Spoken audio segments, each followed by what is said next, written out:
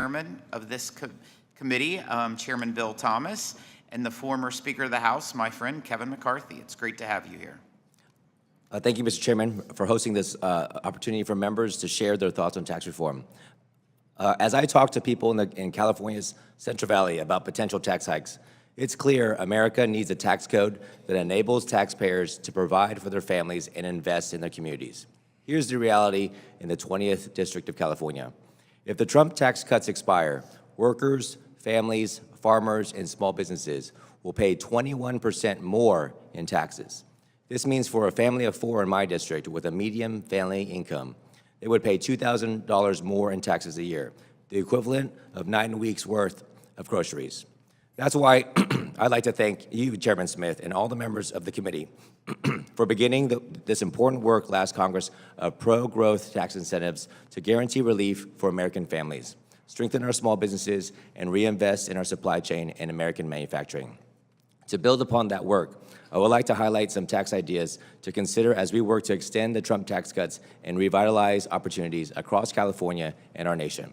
My district is filled with family farmers and small business owners. Addressing the death tax would significantly relieve a burden for many family farms, where relief from this unfair tax would allow future generations to continue their farming legacies in rural communities.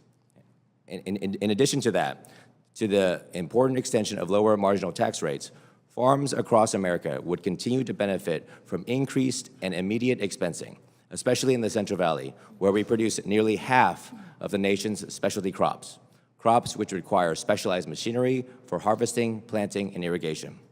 Small businesses are the backbone of the American economy, employing almost half of the U.S. workforce. This is no different in my district.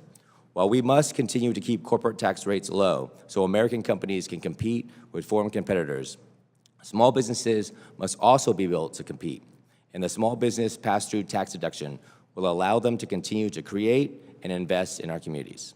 The Central Valley, which I'm proud to call home, is the energy capital of California. We produce 70% of the oil and gas in California and nearly 60% of California's renewable energy. But demand will continue to grow, especially with the growth of even more data centers requiring more and more energy to fuel AI capabilities and applications. As a nation, America must work not only toward energy independence, but energy abundance. Allowing geological and geophysical expenditures to be recovered is critical to incentivize further domestic oil exploration and ultimately allow Americans to see lower prices at the pump. Finally, we must prioritize tax policy that supports American families. The child tax credit supports parents as they strive to meet the financial challenges of the day. It helps relieve parents' financial stress, whether they're saving for emergencies or college education. Being a parent is one of the most important jobs there is. That's why it's critical to maintain a strong child tax credit to relieve financial strain on families as our country recovers from high inflation. I urge Congress to quickly work to extend the Trump tax cuts. There are real-world implications, and hard-working Americans are relying on us. It is our duty as members of Congress to ensure a strong economy for our fellow Americans. Doing so will ensure that Congress delivers on President Trump's promise of a vibrant economy for all Americans, including the working families, farmers, and small businesses in my district. I want to thank you, Mr. Chairman, and I yield back. Thank you.